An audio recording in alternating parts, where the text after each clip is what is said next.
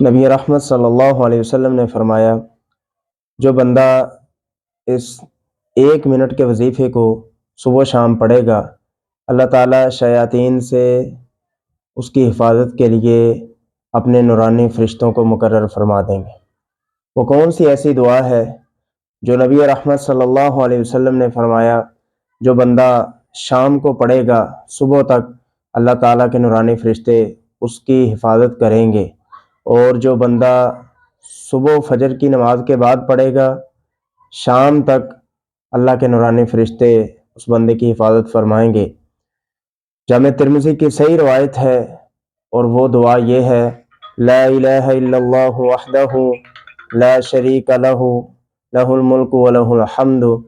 یحیی و یمیت وہو علی کل شیء قدیر۔ اس دعا کو جو بندہ مغرب کے بعد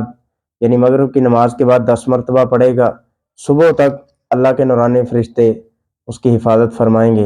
اور جو فجر کے بعد پڑھے گا رات تک مغرب تک اللہ کے نورانی فرشتے اس کی حفاظت فرمائیں گے۔ تو دوسری روایت ہے، وہ بھی جامع ترمذی کی ہے، کہ نبی رحمت صلی اللہ علیہ وسلم نے فرمایا، جو بندہ صبح کی نماز کے بعد 2 زانوں ہو کے یعنی اتحیات کی شکل میں اتحیات کی حالت میں ہی بیٹھ کے اللہ سے